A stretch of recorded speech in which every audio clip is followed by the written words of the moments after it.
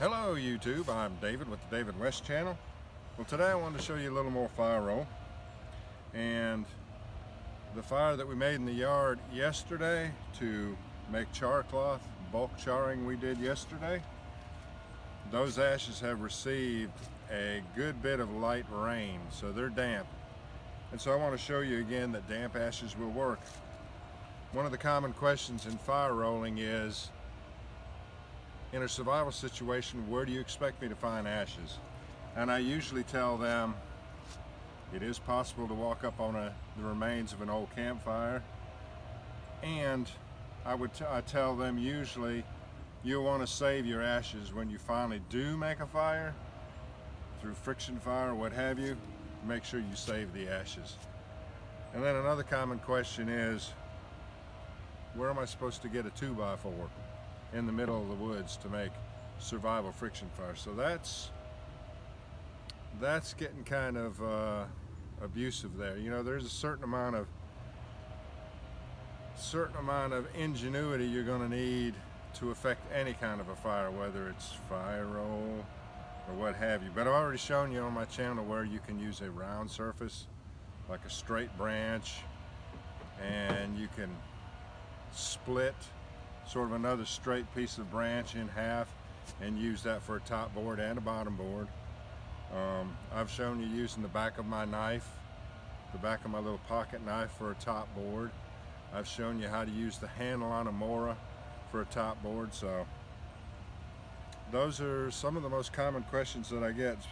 Also, it's been concerning me about all the people that contact me that can't seem to make the fire roll work. And kind of makes me feel bad because it's such an easy technique. But I think what may be going on is that people are not putting enough downward pressure on it. Because I've tried very low downward pressure just to see if you could make it like that. And if you don't put enough downward pressure on it, then the abrasiveness of the ashes will eventually make the roll disintegrate without you ever making enough friction to ignite the cotton. So that may be what's going on. Let's go ahead and start off. We'll go down to this ash pile here, and I want to show you those damp ashes. We'll go ahead and make those ignite, and then we'll have some more demonstrations with downward pressure. Hold on. Let's see what we have left over from our fire. And even if these ashes hadn't been rained on, you'd still want to get the whitest ash that you can find in an ash pile. So that'll be these right here.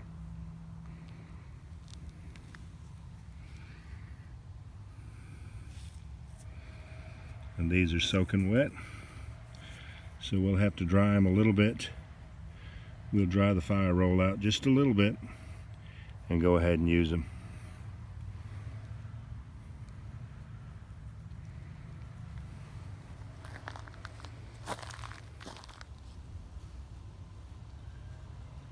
Alright, you got to take these ashes and dry them out before you use them. You can put them in your shirt and just take and roll them around, squeeze on them until they get dry. Or you could use this rag like I have here.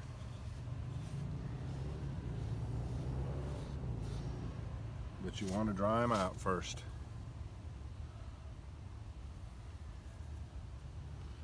And just squeeze on them, get them just as dry as possible. And I can see that moisture coming out of them.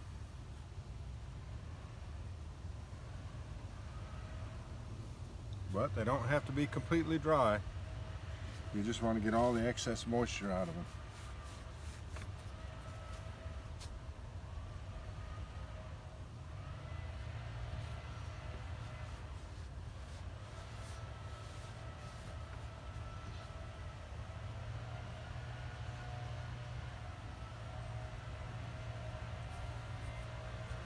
And they will work just fine with the residual dampness that's in them. Okay, let's see what we have here now.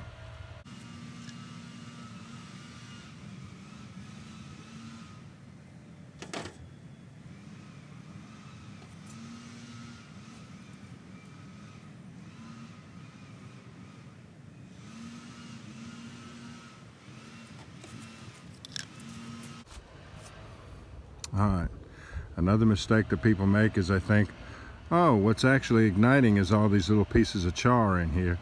If I could have chosen ashes that had no char in it whatsoever, that's what I would have done. It's the white ashes. It's the friction of the grit in the white ashes, and there's something chemically going on also. So these ashes have not been leached out with rain too badly. I'm expecting them to ignite just fine. Let's see. Half a cotton ball.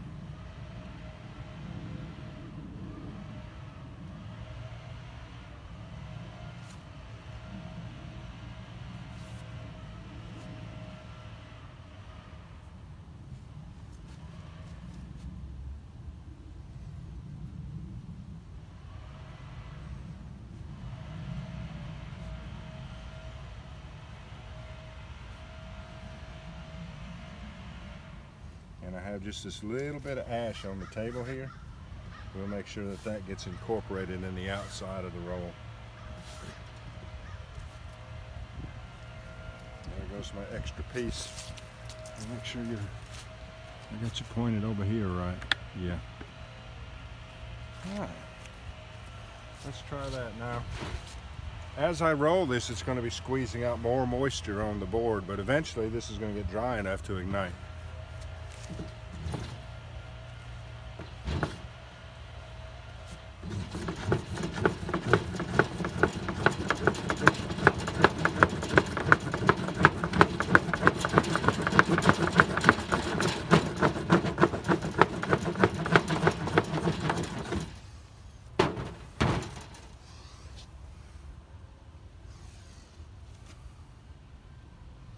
Needs more, but it feels dry now.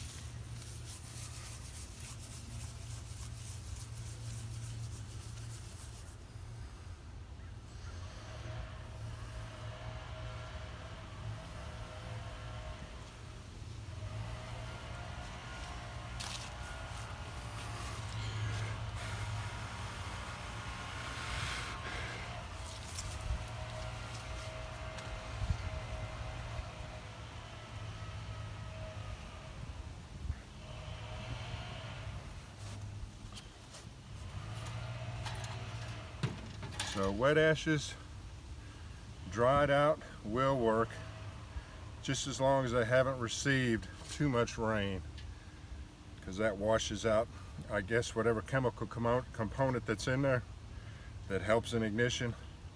Too much rain will wash it out. So let me set this off to the side, and let's talk about downward pressure. All right. Now let me show you two different kinds of fire rolls. The typical one that I do, where I do 20 rolls to get ignition, and I'm going to try to double up on the pressure and try to get ignition in 10 rolls. Just to show you how important downward pressure is.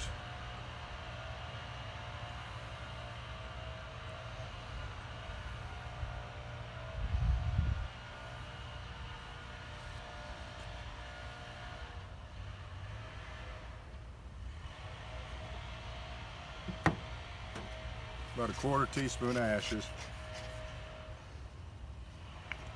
which that's too much.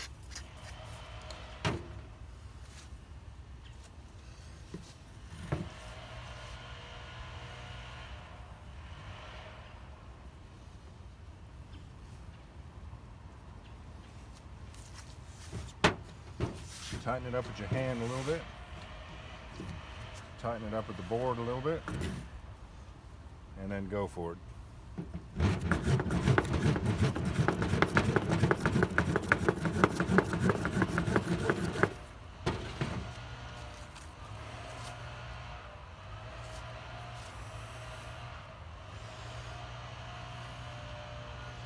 Now, let me double up on the downward pressure and see if I can get it in 10 strokes. That just barely ignited with 20 strokes.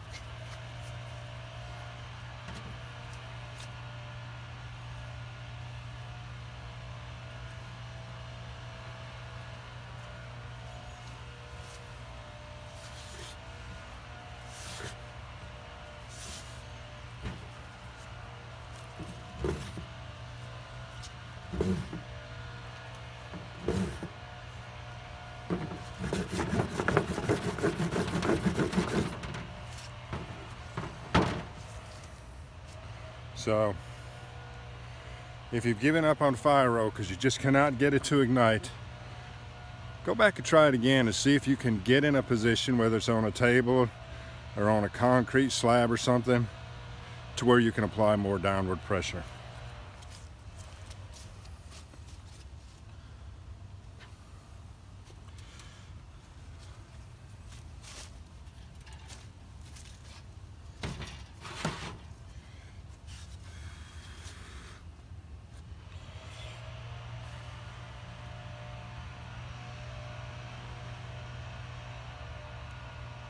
All right, y'all. Thanks for joining me on this one. We'll catch you on the next one.